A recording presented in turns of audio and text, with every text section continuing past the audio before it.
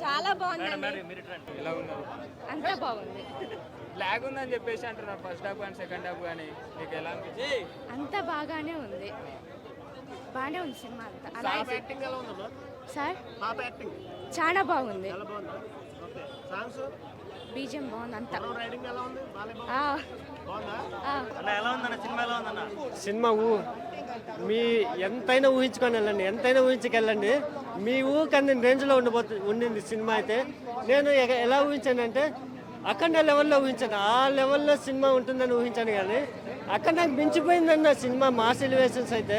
ఇప్పటివరకు మీరు mass elevations అంటే బోయపాటి మాస్నే చూశారు, ఇన్ని సంవత్సరాలు బోయపాటి మాస్నే చూశారు. ఇప్పుడు మీరు ఇంతవరకు సలార్ ఎలివేషన్స్ ఎక్కడ చూడలేదన్న. సలార్ ఎలివేషన్స్ చూడలేదు, అండ్ కేజీఎఫ్ లాంటి ఎలివేషన్స్ బాలేబాబుతో చూడలేదు, బాహుబలి లాంటి ఎలివేషన్స్ బాలేబాబుతో చూడలేదు, ఛత్రపతి లాంటి ఎలివేషన్స్ బాలేబాబుతో చూడలేదు.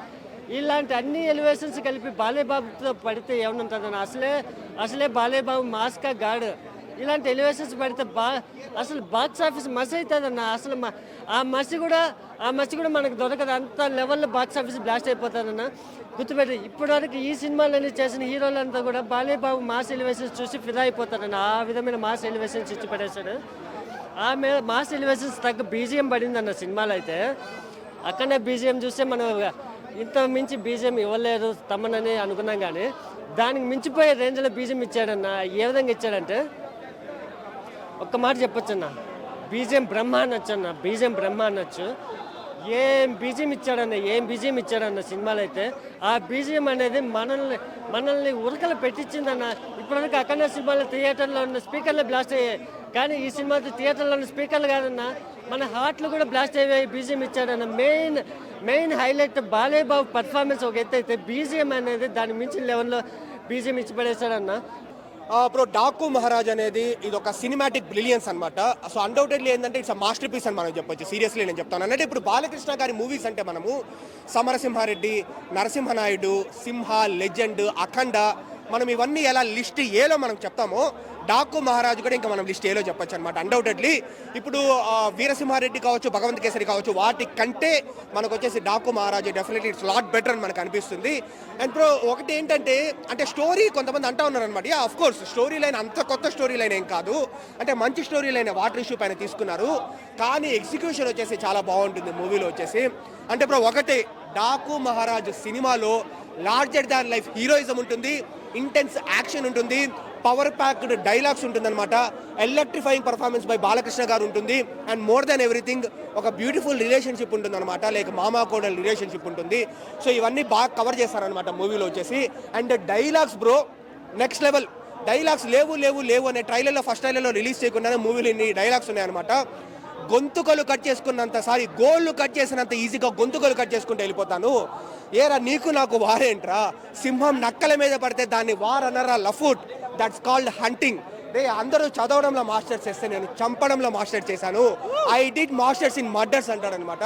సో ఆ లెవెల్లో ఉంటుంది డైలాగ్స్ అంతా కూడా. సో మనం హ్యాపీగా అన్డౌటెడ్లీ ఇప్పుడు ఫస్ట్ హాఫ్ వచ్చేసి ఫ్యాన్స్ కోసము, second half family entertainment. So fans plus family entertainment కాదు, family drama sorry.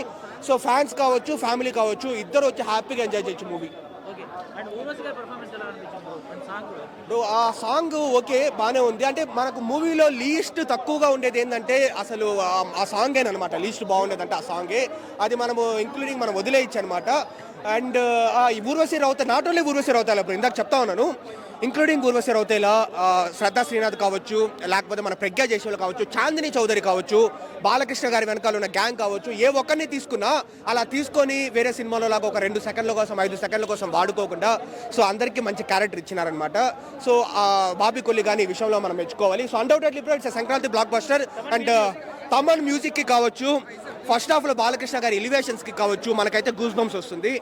So Thaman music గురించి నేను చెప్పకముందే మీకు చాలా మంది చెప్పేసి ఉంటారు, బట్ ఫస్ట్ హాఫ్లో బాలకృష్ణ గారు కనుగొన్నప్పుడంతా ఒక మన గూస్ బంప్స్ వస్తుంది అనమాట. ఆ లెవెల్లో ఉంది ఎలివేషన్.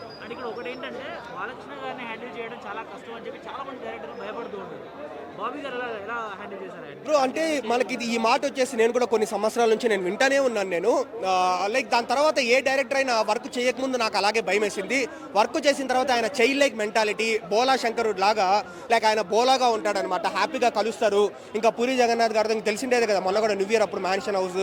సో అంటే బాగా ఫ్రెండ్లీగా ఉంటారనమాట బాలకృష్ణ గారు. అది మనందరికీ ఇప్పుడు అర్థమైంది. ఇంతకుముందు అంటే ఎంతసేపు బాలకృష్ణ గారు సీరియస్ అనుకున్నాం, కానీ ఆయన బయట సీరియస్గా ఉన్నా కూడా ఆయన ఇంకా వర్క్కి వచ్చేసరికి అక్కడికి వచ్చేసరికి అందరితో బాగా ఫ్రెండ్లీగా ఉంటాడని తెలుసు. సో బాబీ కొల్లి గారు ఏంటంటే బాలకృష్ణ గారిని బాగా యూజ్ చేసుకున్నారు ఈ సినిమాలో. ఇప్పుడు జైలర్లో మనకు వచ్చేసి నెల్సన్ ఎలా రజనీకాంత్ గారిని బాగా యూజ్ చేసుకున్నారో, ఈ సినిమాలో బాబీ కొల్లి గారు బాలకృష్ణ గారిని ఇంకా బాగా యూజ్ చేసుకున్నారని చెప్పొచ్చు.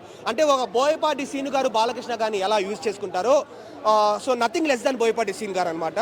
So is also not less than Boyapati Seenu గారు. ఆ విధంగా ఈక్వల్గా యూజ్ చేసుకున్నారు. యా, ఫస్ట్ ఆఫ్ వరకు ఎక్స్ట్రాడరీగా ఉందన్న. సో హీరో ఎంట్రీస్ అయినా సరే, లేదంటే ఫస్ట్ హాఫ్లో వచ్చే బీజం అయినా సరే, ఎలివేషన్ సీన్స్ అయినా సరే, లేదంటే డిఓపి అయినా సరే, అంతా ఫ్రెష్గా అనిపించింది, కొత్తగా అనిపించింది.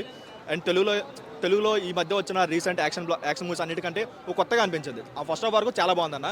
కానీ సెకండ్ హాఫ్ వచ్చేసరికి ఆ ఫ్లాష్ బ్యాక్లో వచ్చే ఒక డాకు ట్రాన్స్ఫర్మేషన్ సీన్ తప్పించి మిగతా అంతా కంప్లీట్గా రొటీన్లా ఒక ప్రెడిక్టబుల్లా అనిపించింది.